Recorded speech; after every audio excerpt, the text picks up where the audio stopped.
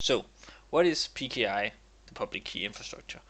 As mentioned, we discussed it a bit in the encryption sections where we looked at symmetric and asymmetric keys. And PKI is based on asymmetric keys where we have public and private keys.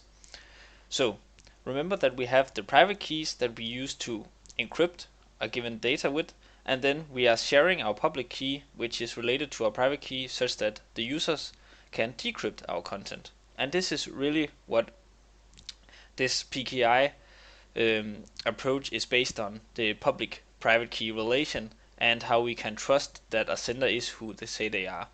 So let's take a look at it. So in the PKI we have something called CA, the certificate authority. And as you see on this picture right here, this authority is on the top here at this building. And then we have a company 1 and a company 2. So company 1 needs to talk to company 2. And since they are going to do this in an encrypted manner and company 2 wants to ensure that what they are receiving is from company 1, they are using this certificate authority as their main trust source. This means that both company 1 and company 2 are trusting this third party. So this could be a third party company or a government organization or someone that both of them are able to trust, meaning that company 2 don't have to trust company 1 alone, because what is company 1 wanted to cheat company 2. So they are trusting this one. This means that the certificate authority are the key manager in this PKI setup right here. So the CA is going to manage and create the public and private keys for the companies involved right here. So what this is doing is that when company 1 wants a certificate, they are asking the CA for a private key. So the CA will generate a private and public key for company 1, then they will hand out the private key to company 1, and then they will sign this private key with their own public key. So the CA is signing the private key with their own public key, so now company 1 has a private key which has been signed by this CA. So when the company 1 wants to send the data to company 2, they are going to use the private key they received to encrypt the data. So they use the private key, then they encrypt the data and send it over to company 2. Now that company 2 has received this data, they of course want to decrypt it, because else they can't look at what it is based on. So since that the data that they encrypted is based on a private key that has been signed by the CA, the company 2 can ask the CA for the public key of their private key, because the private key they used signed this certificate, so only their public key is capable of decrypting the signed certificate part of this data, because company 1 got the private key with the signed value.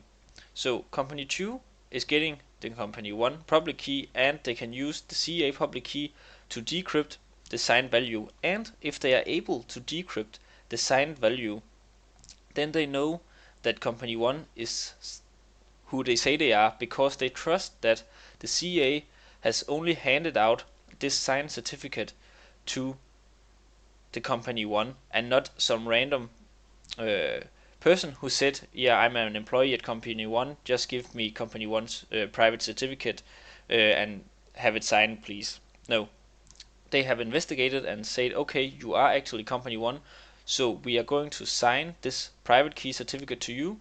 So when people are asking for the public key needed to decrypt this, we can trust, they can trust that we have done our background search such that we know that you are company 1.